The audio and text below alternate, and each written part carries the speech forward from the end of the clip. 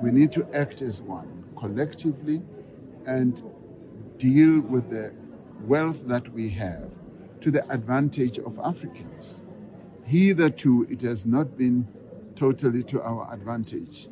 Other countries outside the African locale have gained great advantage. An alliance ready to defend our people, to safeguard our interests, and to preserve the freedom of action that allows us to shape our own destiny.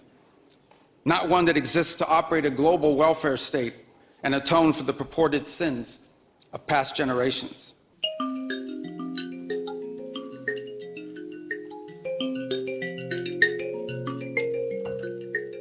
Hey there, and welcome to Geopolitics 4-on-1. Now, it's been a very busy and provocative week for a lot of Africans. And this is happening because of the speech that was given by the U.S. Secretary of State, Marco Rubio, in Munich during the event they were calling the Munich Security Conference. So he gave a speech which a lot of Africans feel is discriminative in a way. And in line with this, we had the African Union conference going on in Addis Ababa. And as a result, the president of South Africa has reacted to this. And so the president of South Africa, Cyril Ramaphosa, warns Africans, it's either time we unite or we shall face colonization or recolonization again. So it's up to us to decide what we want as Africans.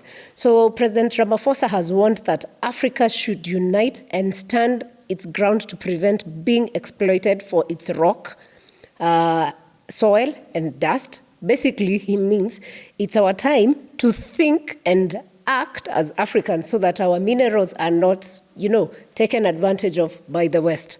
And Ramaphosa was in Addis at the UAU summit, and he was reacting to what Rubio had said in Munich that praised imperialism in 2026.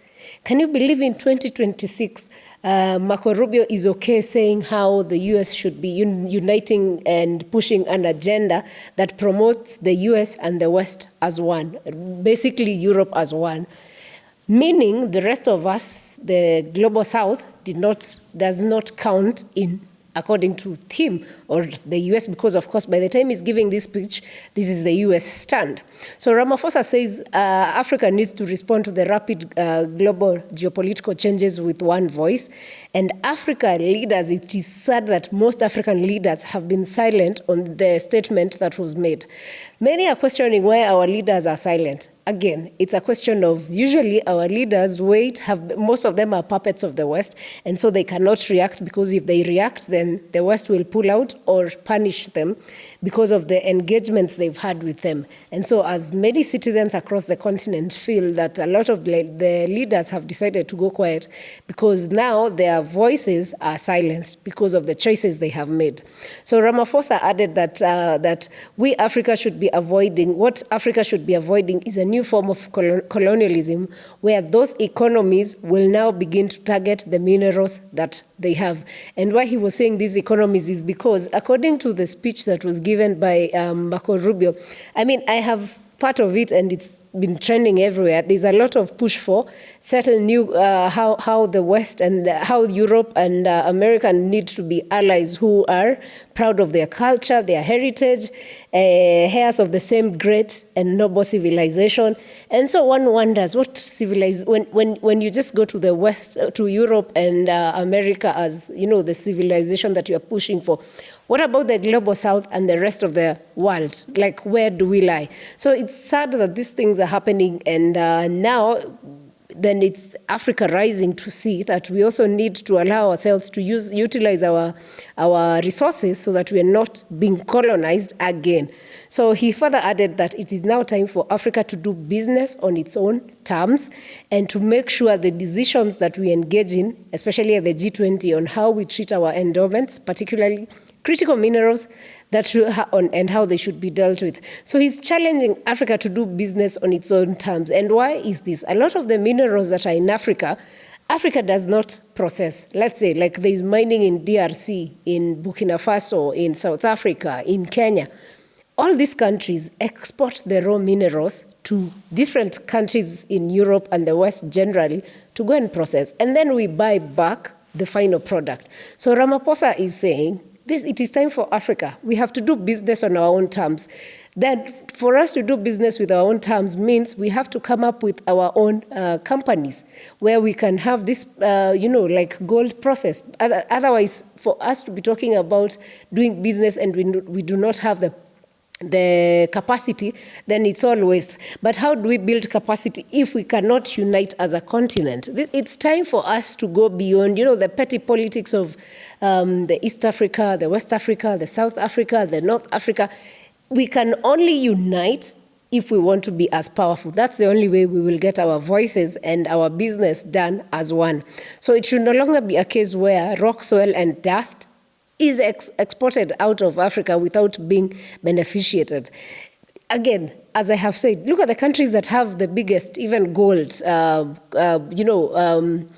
copper, diamond, the countries down there. I remember when Ashra Speed was in Kenya, he tried to buy diamond in, what's the name of this country? And he couldn't buy because the two companies that buy are not, do not allow the selling of diamond to anyone outside the two of them. So you see how bad it is. So those are the things that as Africa we need to think through. And even with the leaders we have to keep questioning them. We have to look at them and question what they are planning. And as citizens, we have to vote for proper leadership if we want to experience good leadership and changes in this continent. So the remarks by the U.S. Secretary of State, Marco Rubio, he made them in Munich. You can imagine all the way in Munich where they're supposed to be discussing security. Of course, Europe was watching to see how this time the U.S. treats them, having known what has been happening in the recent past. And remember what the speech that was made by J.D. Vance the previous year.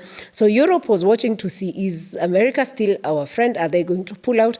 And so in that same speech, he blamed the godless communist revolutions and anti-colonial uprisings for the West's decline after World War II. Basically, he's just saying, we are not happy that these people that were being colonized have seen the light and have decided to fight back. Because tell me why he would say the anti-colonial uprisings that have seen the decline of the West after World War II. So basically, you wanted, say, Africa to still remain servants of these colonialists, and then we will be happy that the West is not declining.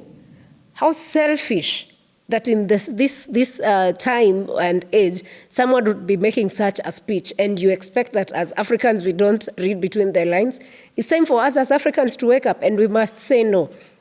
So, of course, when you look at Africa, for instance, in the countries of Sahel, Burkina Faso, Mali, Niger, these countries have kicked out, the colonialists, the France that were there, closed the bases they had put in place there, the military bases, so they can control the minerals. In Burkina Faso, Traore said, no, we are not even going to be sending our minerals to France anymore. Not even sending, they're not going to take it out. And so what has happened? They are reviving their economy. They're looking for new business partners in China, in Russia, who treat them as equals and not as subjects. So when you see such things happening, then you can understand why America is not happy. And also, having looked at it, I think on Monday, we had complaints of the U.S. complaining that here in DRC and Rwanda, that Rwanda is not towing the line with the agreement that they signed in the White House about bringing peace in the region. So you see, when you see such things and they start seeing Africans fighting back, they're not happy. America is not happy. Europe is not happy, and so they are trying to find their way back. And so as Africans, again, I insist, it is our time to wake up and see the realities of the world and see how geopolitics plays, and we know our place. And one message that is key, as Kwame Nkrumah said, we must unite. Otherwise, these people will come and finish us. And that means even as citizens, we have a role in the leaders we elect. We have to elect leaders who are futuristic, leaders who have a plan for Africa and not just, puppets of the West. So it was sad for me. I would say that it was sad. Again, it was awakening to listen to, hear Marco Rubio push these things.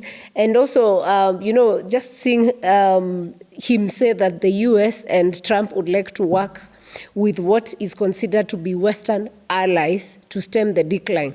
Like basically, we want to work with Europe that pushes the agenda of Americans so that this decline stops. And that decline means, for that decline to stop, it means as Africans, we will be suppressed. But we are here to say, as Africans, we're not taking that nonsense. We will not allow it to happen. We will stand up for what is right for Africa.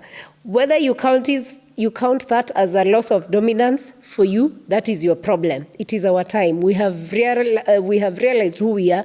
We know ourselves. We know the power and that we possess, and the power, how the world is moved by our minerals and what this means for the world. So we are not going that to happen. So it is beautiful to see Ramaphosa affirming that as Africa, we have to leverage in our minerals resources, and Africa must use that, our resources, as the leverage, and without enforcing ourselves or imposing ourselves.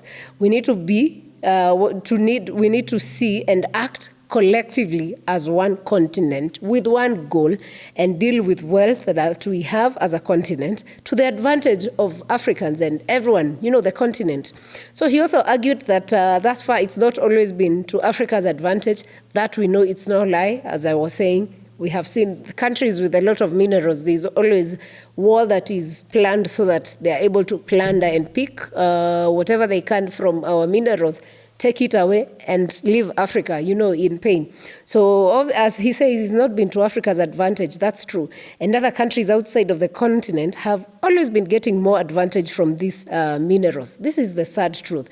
And I feel Ramaphosa is speaking out because in the last 1 year, they've been having a tiff with President Trump over the minerals because Trump has been accusing South Africa of punishing white settlers. That is not true. He even played videos that were fake. And he's been called out by many people for saying South Africa is, killing white people, which is untrue. So all this agenda is pushed simply because they want to get away with the minerals. But when you have leaders like Ramaphosa who start seeing the truth and speak out, and we need more of this. When we see Sahel region, when we see, East Africa region, leaders who fight for the people, then Africa has a future. But again, he just challenged Africa leaders to work smarter and wiser and use the leverage without being arrogant. This is the time when, as Africans, we must act together. That was his last statement. Again, I remind us, as Africans, when we elect leaders, we need to be very careful. We need to look for people who have continents and countries at heart.